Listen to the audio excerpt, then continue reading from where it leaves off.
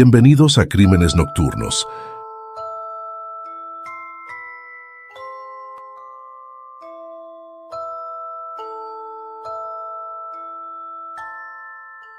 Sea cual sea el crimen, la lógica que lo impulsa suele estar enterrada en lo más profundo de la mente del culpable.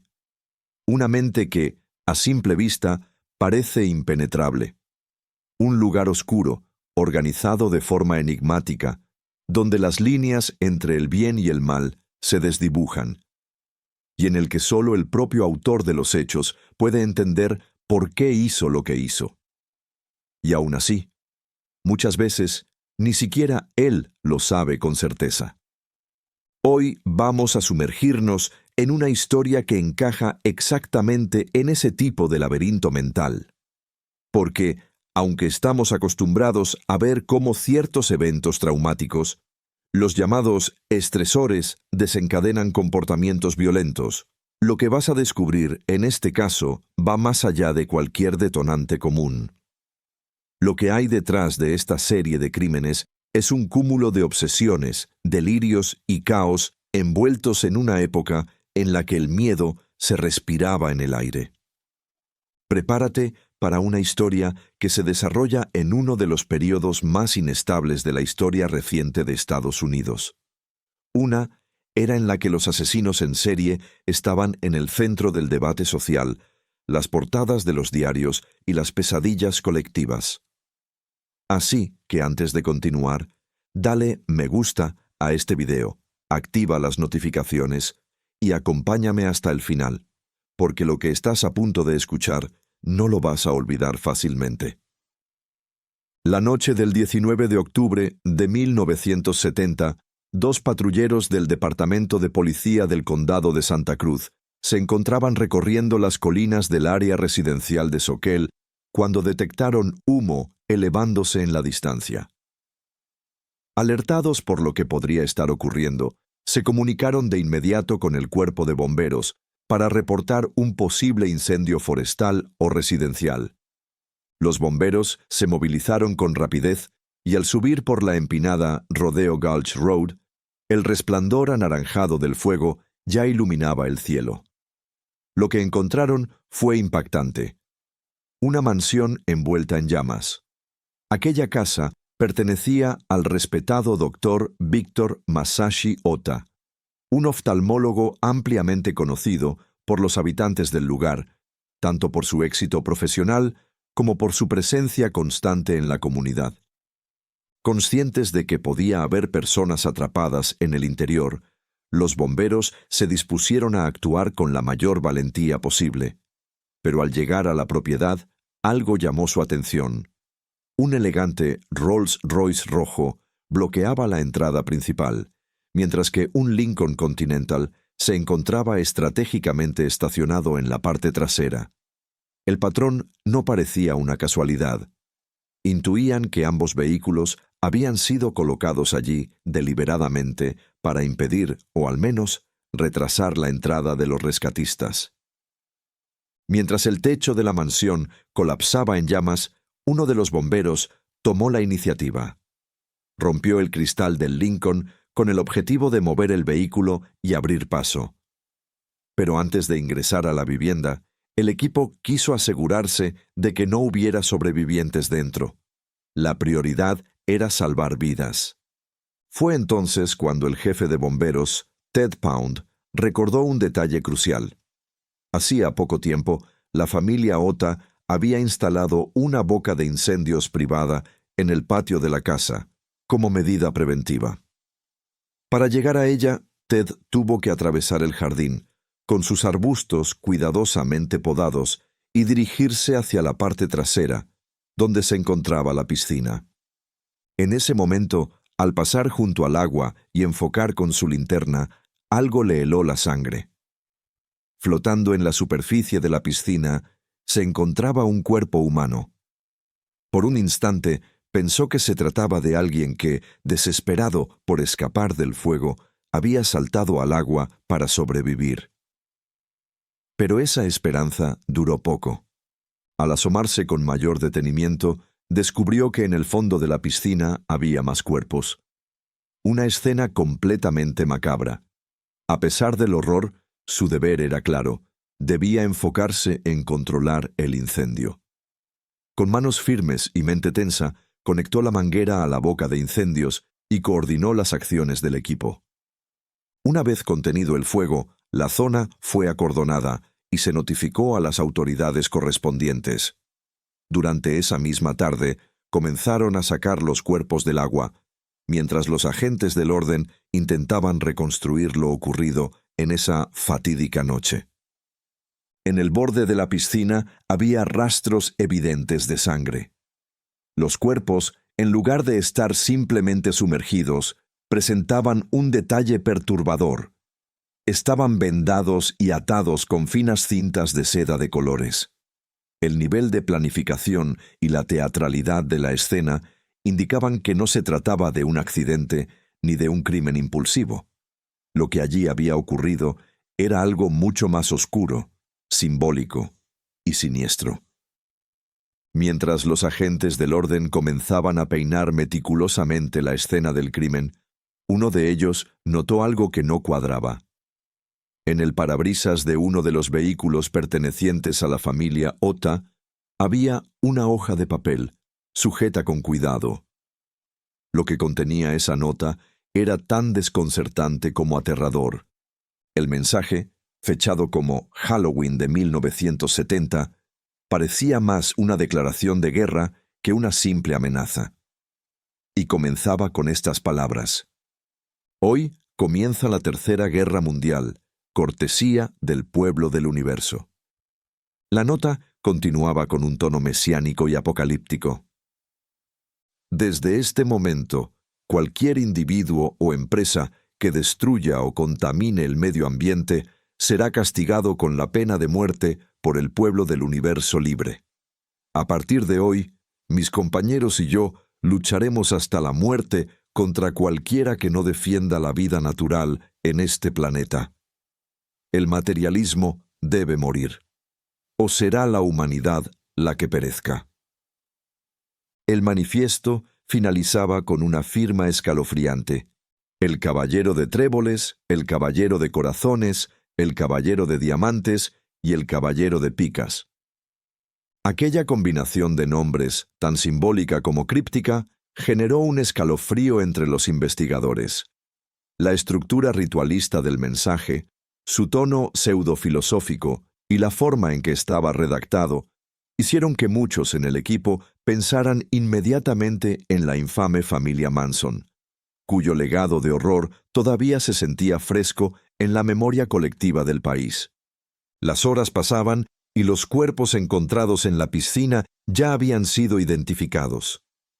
Las víctimas eran el Dr. Víctor Masashi Ota, de 46 años, su esposa Virginia, de 43, sus dos hijos, Derrick, de 12 años, y Taggart, también reportado como Degret en algunos documentos, de apenas 11, junto a la secretaria personal del doctor, Dorothy Cadwallader, de 38 años. El informe preliminar de la escena no dejaba dudas sobre la brutalidad del acto. Todos presentaban heridas de bala en la parte posterior del cráneo. El doctor Ota, sin embargo, tenía además 2 impactos de bala en la espalda, aparentemente hechos con un arma calibre .38. El resto había sido ejecutado con un arma más pequeña, posiblemente un revólver del calibre .22. Pero había un detalle perturbador que aumentó la inquietud entre las autoridades. No se encontraron casquillos en el lugar, ni uno solo. Esta ausencia apuntaba a un acto premeditado. El autor, o los autores, del crimen se habían tomado el tiempo de limpiar la escena y cubrir sus huellas. Se trataba claramente de una ejecución cuidadosamente planificada. Ante esta revelación, se intensificaron las búsquedas en toda el área residencial, así como en lo que quedaba de la vivienda incendiada. Algunos rastros hallados entre los escombros reforzaron una de las teorías más temidas. El incendio había sido provocado intencionalmente, no solo para cubrir las evidencias, sino tal vez como una forma de enviar un mensaje al mundo. Pero la investigación pronto se complicó aún más. Una tormenta se desató esa misma noche, y las lluvias intensas arrastraron consigo gran parte de las posibles pruebas forenses. Lo que podría haber sido una escena clave para el análisis criminalístico quedó empapada y alterada por el clima. Aún así, el informe forense posterior trajo nuevas revelaciones inquietantes. El sheriff y forense Doug James declaró públicamente que, basándose en los primeros análisis, era probable que las víctimas hubiesen sido arrojadas a la piscina aún con vida. La causa oficial de muerte no había sido el disparo, sino el ahogamiento. Es decir, habían sido inmovilizadas, baleadas, y luego sumergidas hasta morir. En una rueda de prensa convocada poco después, el sheriff James confirmó que había más de un agresor involucrado. Además, reveló que el incendio parecía haber sido un método deliberado para llamar la atención de las autoridades o generar caos. Los medios de comunicación no tardaron en hacer conexiones. Las referencias simbólicas, los nombres firmados en la nota, la brutalidad del crimen, todo parecía sacado del mismo manual de terror que dejó Charles Manson y su séquito. Muchos titulares comenzaron a especular: ¿estamos frente a una nueva secta? ¿Una célula inspirada por los crímenes de 1969? No obstante, durante esa misma rueda de prensa, el sheriff se mantuvo firme en un punto clave. No había ninguna evidencia concreta que vinculara este caso con la familia Manson. Al menos, no por ahora. Pero la prensa no se quedó de brazos cruzados. Apenas se corrió el rumor de que se había encontrado una carta en la escena, los reporteros asediaron al sheriff con preguntas, ansiosos por obtener una copia o más detalles del contenido. Sin embargo, Doug James se mantuvo en silencio y evitó responder, limitándose a un frío: sin comentarios. La tensión en la comunidad iba en aumento. Las imágenes de la mansión calcinada, la piscina convertida en tumba y las firmas en clave con palos de naipes circulaban por todos los canales de noticias. Antes de concluir la conferencia, el sheriff aprovechó la atención de los medios para hacer un llamado directo a la comunidad. Si alguien vio algo inusual en los alrededores durante ese día, por favor, preséntese. Cualquier detalle, por mínimo que parezca, podría ser crucial en esta investigación.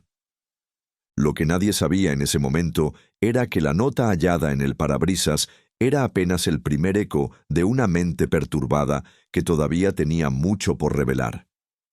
Poco después de aquella tensa rueda de prensa, surgió un nuevo hallazgo que podría cambiar el rumbo de la investigación. Uno de los vehículos de la familia Otta, un Oldsmobile verde oscuro, modelo 1968, había desaparecido sin dejar rastro. Todo indicaba que los responsables del crimen lo habían robado para huir de la escena. La pista llevó a los investigadores hasta un pequeño poblado ubicado en San Francisco. Curiosamente, ese mismo lugar había sido uno de los primeros puntos visitados por la infame familia Manson. Aunque solía atraer a personas que seguían la filosofía hippie, los detectives sabían que no todo era paz y flores. Algo oscuro se ocultaba entre esas calles. Conforme el caso ganaba notoriedad, se comenzó a considerar ofrecer una recompensa de $25,000 a quien pudiera aportar información valiosa. Los medios, siempre atentos al más mínimo detalle, no tardaron en lanzar titulares escandalosos. Horrendo asesinato de 5 personas reaviva la tensión latente en la ciudad de Oceanside. Así, la narrativa comenzó a inclinarse peligrosamente hacia un culpable colectivo: la comunidad hippie. Las sospechas y el miedo crecían. En un reportaje, un joven de esa comunidad llegó a declarar que, si el asesino resultaba ser un hippie, él mismo se afeitaría la cabeza y se cortaría el cabello en señal de vergüenza. Esta teoría, aunque absurda, empezó a expandirse y tomar fuerza entre la opinión pública. Las autoridades incluso comenzaron a dirigir recursos hacia comunidades de corte hippie, en busca de individuos radicalizados que pudieran encajar con el perfil. Sin embargo, durante esas pesquisas, los investigadores encontraron una reacción inesperada. Muchos hippies del condado de Santa Cruz estaban genuinamente aterrados por el caso. Ellos no solo conocían al doctor Vítor Ota, sino que hablaban de él como un hombre compasivo que había ofrecido asistencia médica gratuita a su comunidad. Estas declaraciones contradecían por completo lo que se estaba publicando en los periódicos. Algunos medios aseguraban que, el día de la masacre, el doctor había expulsado a varios hippies de su propiedad, especialmente de la piscina. Pero los testimonios apuntaban a todo lo contrario. La confusión reinaba. Las autoridades de Santa Cruz estaban atrapadas en una tormenta de rumores, especulaciones y miedo generalizado. Y lo más alarmante de todo, el verdadero asesino seguía libre y posiblemente planeando su próximo movimiento. Con la paranoia creciendo, el alcalde de Santa Cruz en aquel momento, Ernest Wickland, intentó calmar a la población. Les pidió que conservaran la calma y permitieran a las autoridades hacer su trabajo. No obstante, algunos de sus colegas políticos llegaron a sugerirle que declarara la ley marcial para enfrentar lo que veían como una potencial crisis nacional. Pero Ernest se negó. Consideraba que tal medida era excesiva para la situación. Mientras tanto, Jack Cadwallader, esposo de Dorothy, la secretaria asesinada junto a la familia Ota, estaba devastado. Los periódicos aseguraban que mantenía su arma cargada para mantener alejados a los agresivos reporteros que rondaban su casa. Jack no solo estaba sumido en el dolor, también fue una de las voces que alimentó la sospecha de que el crimen podría tener vínculos con la familia Manson. Su comentario encendió aún más las alarmas entre los vecinos. Aún así, también trató de aclarar ciertos rumores falsos que circulaban. Según él, el doctor Vítor jamás había echado a nadie de su hogar y todas esas historias eran inventos sin fundamento.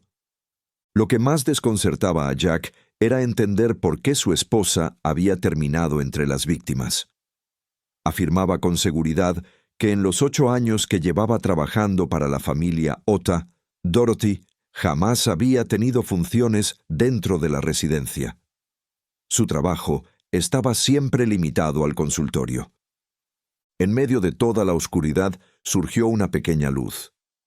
Las hijas del matrimonio Ota, Taura y Lark Elizabeth no estaban en la casa cuando ocurrió la tragedia. Taura, de 18 años, estaba estudiando en Nueva York, mientras que su hermana menor, de 15, se encontraba en un internado.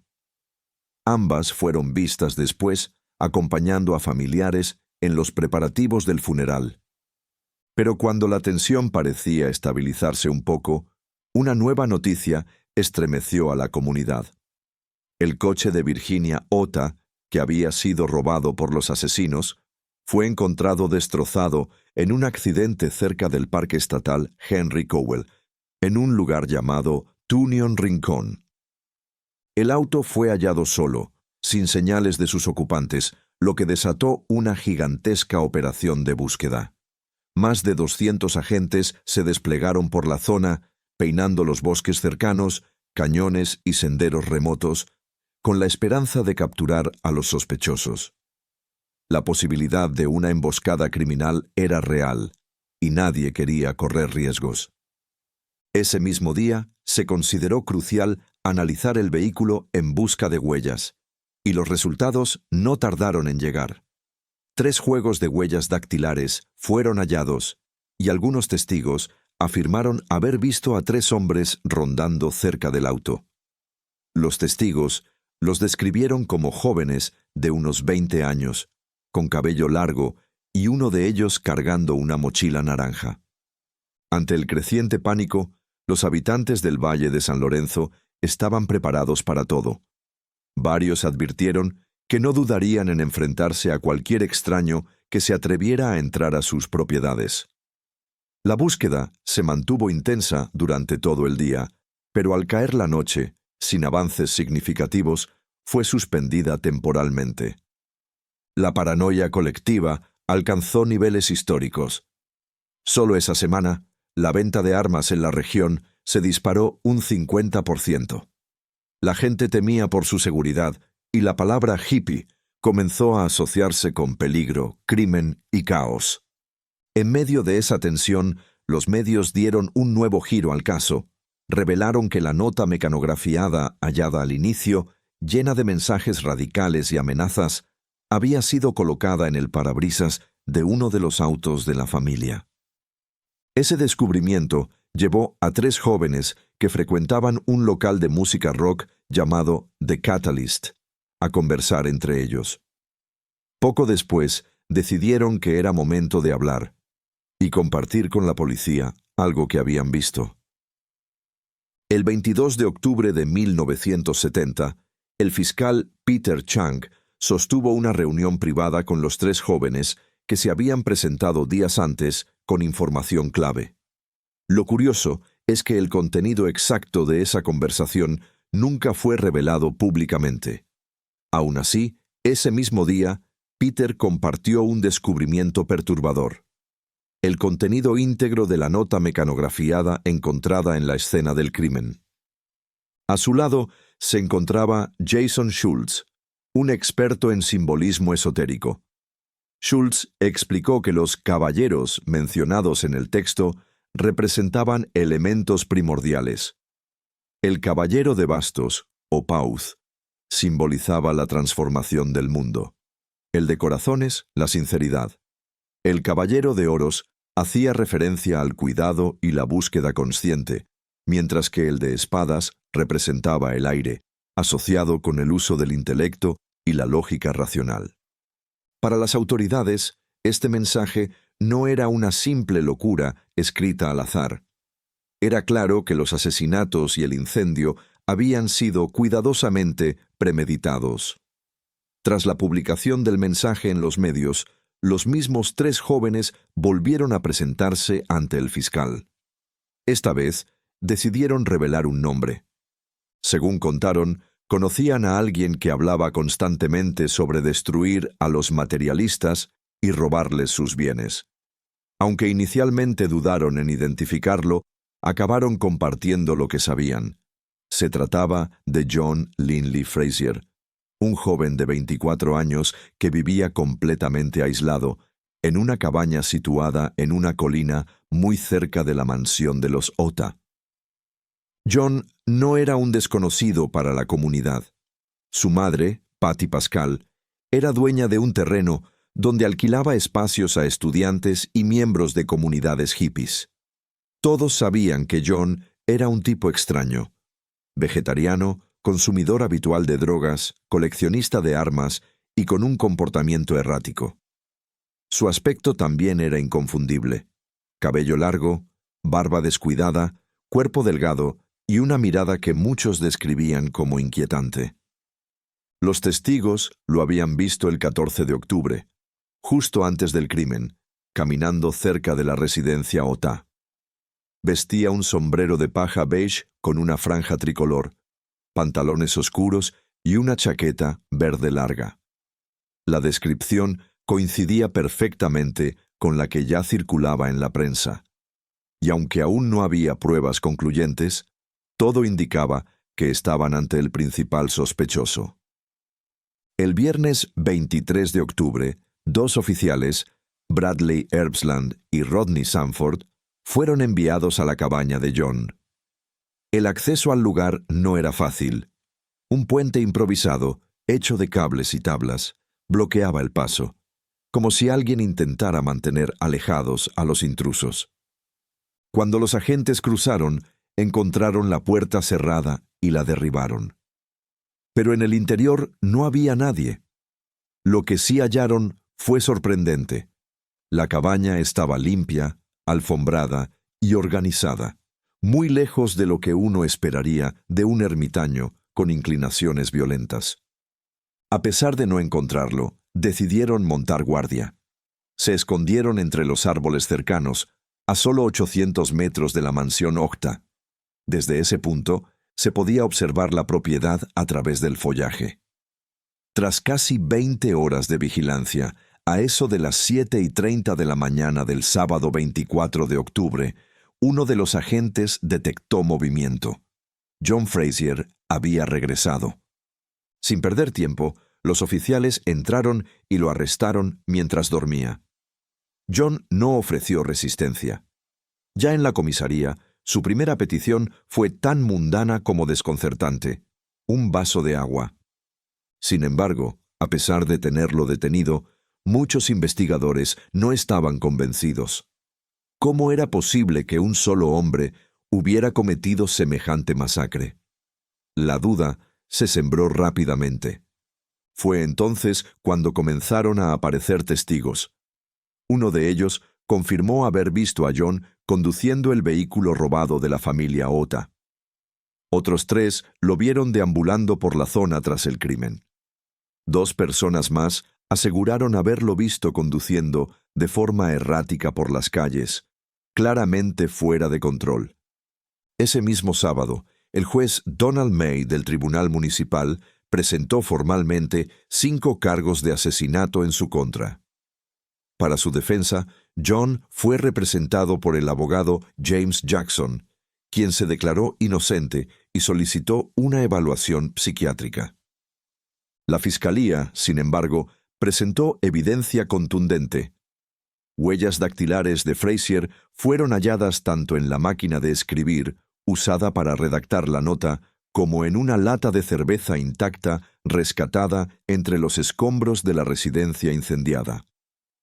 Frente a estas pruebas, los medios comenzaron a presionar. ¿Qué había pasado con los 3 sujetos de cabello largo que habían sido vistos en las cercanías del accidente del coche? ¿Podría un solo individuo haber realizado todo el crimen sin ayuda? Las autoridades finalmente ofrecieron una explicación. Ese día, Virginia Ota no pasó a recoger a sus hijos del colegio, lo que sugería que, efectivamente, los niños no estuvieron en casa durante la tragedia. Un solo hombre, decidido y meticulosamente preparado, pudo haber ejecutado todo el plan por su cuenta. Y ese hombre, según las pruebas, era John Linley Frazier. Mientras el fiscal Peter Chang revelaba a la prensa el inquietante contenido de la nota hallada en la escena del crimen, una figura clave emergía: el especialista en simbolismo, Jason Schultz. Según sus palabras, los caballeros mencionados en el texto no eran simples figuras. Representaban conceptos profundos, casi místicos. El caballero de paus simbolizaba la transformación del mundo. El de corazones, la sinceridad. El caballero de oro, el cuidado en la búsqueda de la verdad. Y el de espadas representaba el aire, la inteligencia y la lógica fría, casi despiadada. Este críptico mensaje daba a entender que el crimen no era impulsivo, sino calculado. Al día siguiente, el juez Donald May lo acusó formalmente de 5 cargos de homicidio. En su primera aparición judicial, su defensa fue encabezada por el abogado James Jackson, quien declaró su inocencia y pidió un examen psiquiátrico. La evidencia empezaba a apilarse: huellas dactilares en la máquina de escribir familiar y en una lata de cerveza intacta encontrada en la casa calcinada. Ambas, según los peritos, coincidían con las de Frazier.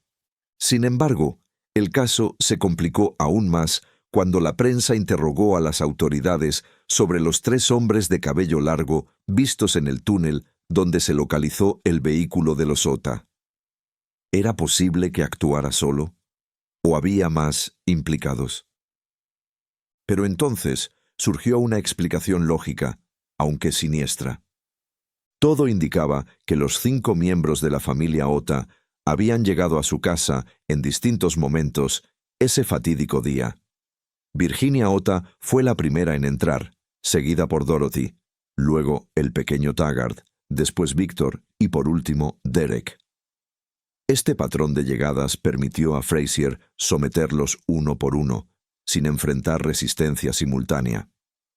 Un amigo cercano de John expresó algo que dejó a todos perplejos. Parecía la última persona capaz de hacer algo así. Era como si tuviera 2 personalidades.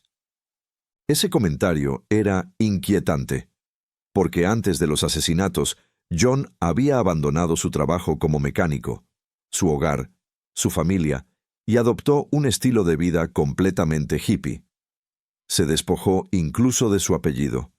Usaba collares con símbolos extraños y caminaba descalzo por la ciudad, como si ya no perteneciera al mismo mundo que los demás. Su exesposa, Dolores, contó que un día antes del crimen, John salió armado con una pistola, unos prismáticos y una mochila naranja cargada de provisiones. También confesó que él tenía fascinación por el tarot y que, poco antes del crimen, le dijo: «Ya no voy a necesitar esos libros». La detención de Frasier generó tanto temor que los 3 hombres que lo denunciaron comenzaron a recibir amenazas. La tensión en el condado de Santa Cruz era evidente. En respuesta, ellos declararon públicamente: «Todos vivimos aquí. Lo que ha pasado es aterrador, pero no podemos dejar que el odio nos divida. No tiene sentido desconfiar de todos ahora». Mientras tanto, la defensa construía su estrategia. El 26 de octubre, Jackson alegó que Frasier pudo haber cambiado tras sufrir un accidente de coche 6 meses antes. El psicólogo David Marlowe declaró que John no pensaba ni actuaba como una persona común, pero no logró ofrecer un diagnóstico concreto. Así, la defensa dejó en suspenso la carta de la demencia. Diciembre llegó con más caos. El día 3 de diciembre, John causó conmoción al presentarse en el tribunal con media cabeza rapada, una ceja afeitada y parte del rostro sin vello. La defensa dijo que lo hacía para aparentar locura y confundir al jurado. Tras varios retrasos, el juicio fue finalmente trasladado a Redwood City, San Francisco. Comenzó oficialmente en octubre de 1971, bajo la supervisión del juez Charles French. En el primer día, la Fiscalía presentó nuevas pruebas relacionadas con las huellas dactilares. Un mes después, el jurado fue llevado a la escena del crimen. Las manchas de sangre seguían visibles. Luego, visitaron la cabaña de John. En medio de la visita, el acusado se detuvo a jugar con un perro callejero y luego, sin aviso, le dio una patada a un coche abandonado, provocando un sobresalto entre los presentes. Finalmente, fue declarado culpable por 5 asesinatos, pero la defensa no se rindió. Alegó que John escuchaba voces de Dios que le ordenaban vengarse de quienes dañaban el planeta. Para demostrar su estado mental, narraron su versión de los hechos. John habría llegado a la casa, encontrado pieles de animales, y disgustado, decidió atar a Virginia con pañuelos de seda. Halló una pistola calibre .22 y luego inmovilizó al resto de los miembros conforme llegaban. Primero llevó a Víctor a la piscina, donde discutieron. Al sentirse ofendido por lo que consideró un intento de soborno, lo empujó al agua y le disparó 3 veces. Después, ejecutó al resto con disparos certeros en la base del cuello. Antes de marcharse, escribió su infame nota y prendió fuego a la casa. Varios psiquiatras testificaron en su favor. Uno de ellos, Donald Land, aseguró que Frasier era esquizofrénico, paranoico y que no comprendía lo que hacía en el momento del crimen.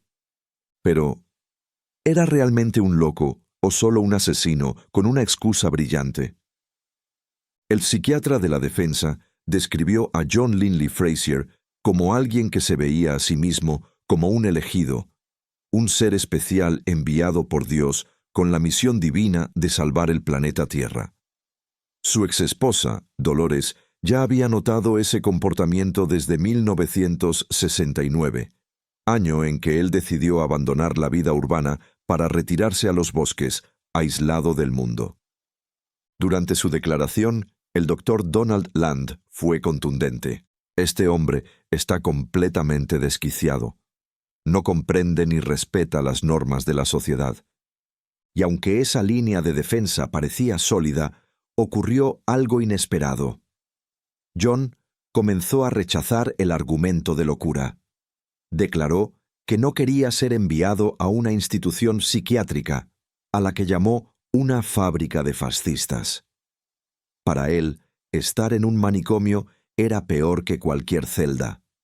Ante esa resistencia, la fiscalía contraatacó llamando a otro experto, el psiquiatra John Pesco. En el nuevo juicio, Pesco fue directo.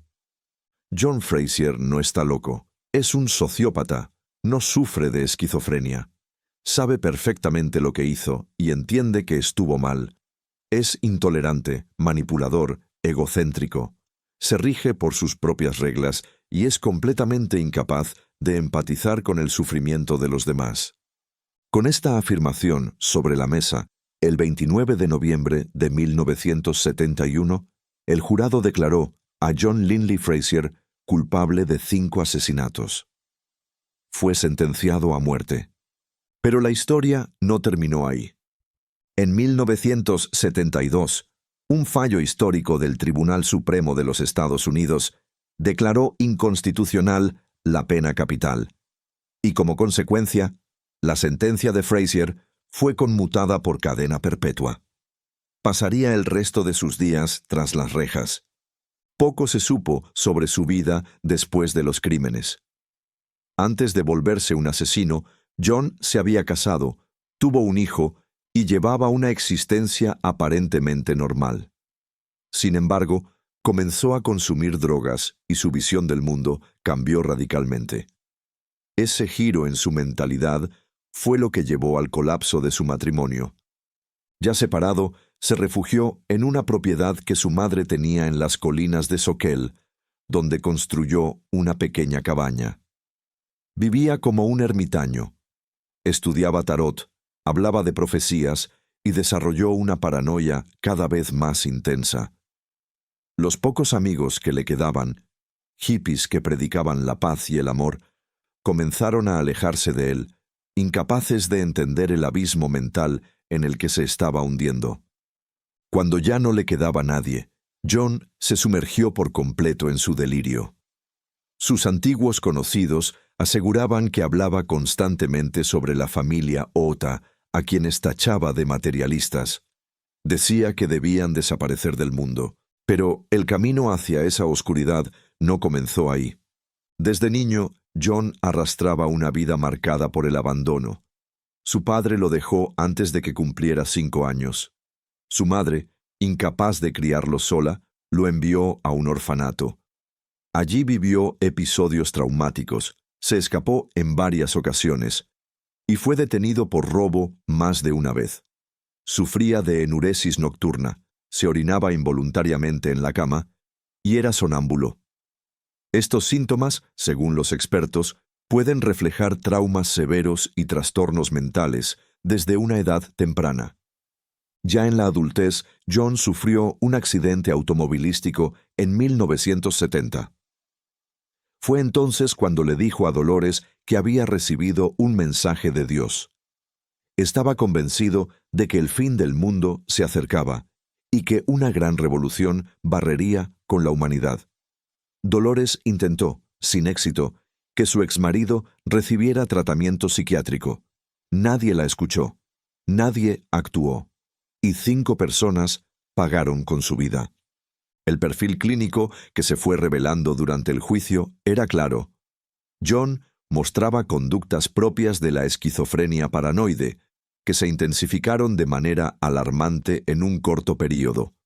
Sin embargo, en aquella época, Estados Unidos aún estaba lidiando con el impacto de los crímenes cometidos por Charles Manson.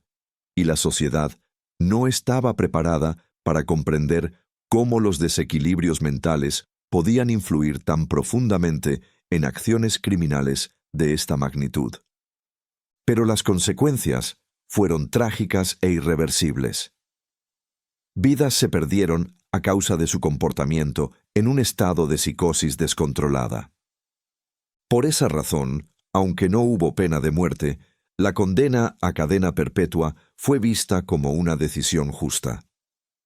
Los únicos que escaparon con vida de la masacre fueron dos jóvenes, Taura Ota, de 18 años, y Lark Elizabeth, de 15, quienes por fortuna no se encontraban en la residencia cuando ocurrieron los hechos. Pero la tragedia los marcó para siempre. Taura luchó contra una profunda depresión durante 7 años. Aunque intentó rehacer su vida, estudiar y casarse 2 veces, el dolor lo consumió.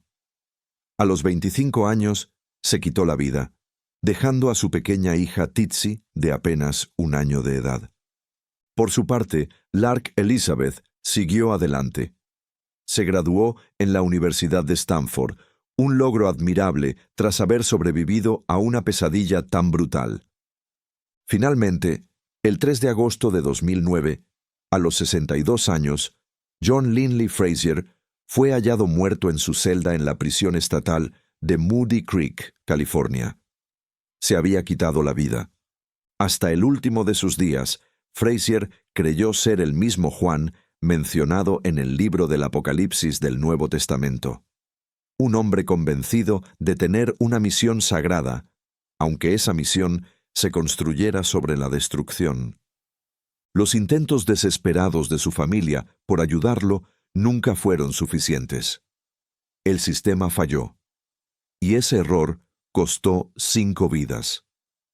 El caso de Frazier tiene inquietantes similitudes con el de Charles Whitman, quien en agosto de 1966 asesinó a 16 personas desde la torre de la Universidad de Texas. Ambos eran hombres educados, con vidas aparentemente normales, pero con una mente corroída por el trastorno y la confusión. En ambos casos, la enfermedad mental era evidente, y sin embargo, no hubo quien los detuviera a tiempo. En el interior de John, la batalla ya estaba perdida. La realidad que percibía había sido completamente distorsionada. Y esa distorsión fue suficiente para justificar, en su mente, una misión divina que terminó en masacre.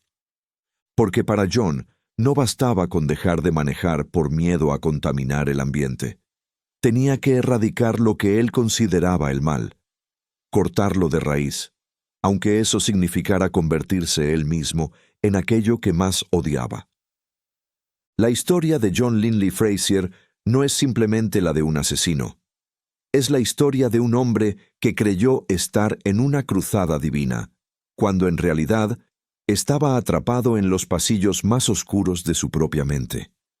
Un hombre que no distinguía entre redención y destrucción, que confundió la voz de Dios con sus propios demonios. Nos hace pensar, ¿cuántos otros como él están ahí afuera? ¿Cuántos más caminan entre nosotros, aparentando normalidad, mientras la realidad que habita en sus cabezas es completamente distinta? John no solo destruyó una familia, también arrastró a su propia alma al abismo. Y aunque pagó con la vida, las consecuencias de sus actos siguen latiendo en los que quedaron atrás. Porque la locura, cuando no se atiende, cuando no se toma en serio, puede convertirse en algo más peligroso que cualquier arma, en una justificación para hacer el mal, creyendo que se está haciendo el bien. Si esta historia te dejó pensando, suscríbete y activa la campanita para que no te pierdas los próximos casos. Déjame un comentario contándome qué opinas. ¿Fue la locura quien mató a la familia Ota? ¿O fue la fe ciega en una idea equivocada? Gracias por mirar hasta el final. Nos encontramos muy pronto, en otro crimen, de esos que duelen, que estremecen, y que nunca deberían volver a repetirse. Buenas noches, y cuida bien tu mente, porque a veces lo más aterrador No está allá afuera, está adentro.